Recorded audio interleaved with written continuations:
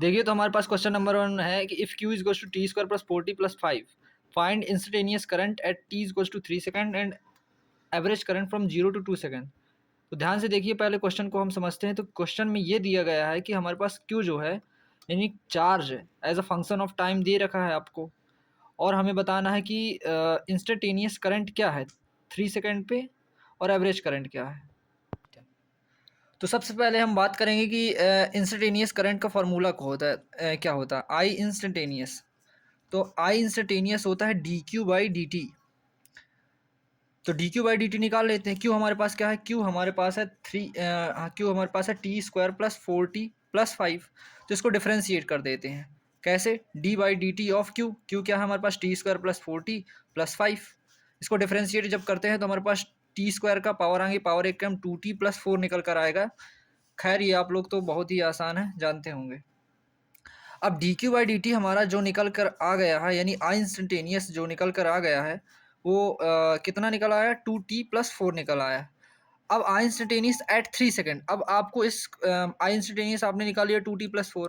अब किसी भी सेकंड में आपसे पूछा जा सकता है, किसी भी इंस्टेंट में अगर आपसे पूछा जा सकता है, तो इसमें जस्ट आपको 3 सेकंड में पूछा तो 3 वैल्यू आप पुट कर सकते हैं, 2 इंटू 3 प्लस 4। तो यह हमारे पास हो जाएगा 3 2 6 प्लस 4 इक्वल 10।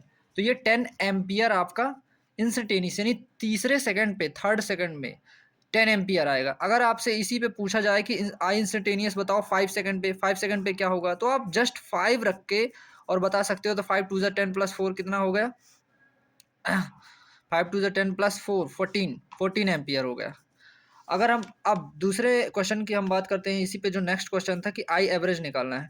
तो आप लोगों को ये पता होना चाहिए कि आई एवरेज जो होता है वो delta Q by delta T है। अब delta Q by delta T का मतलब क्या होता है, ये बड़े लॉन्ग टाइम के लिए होता है। तो इसको हम लिख सकते हैं Q two minus Q one upon T two minus T one.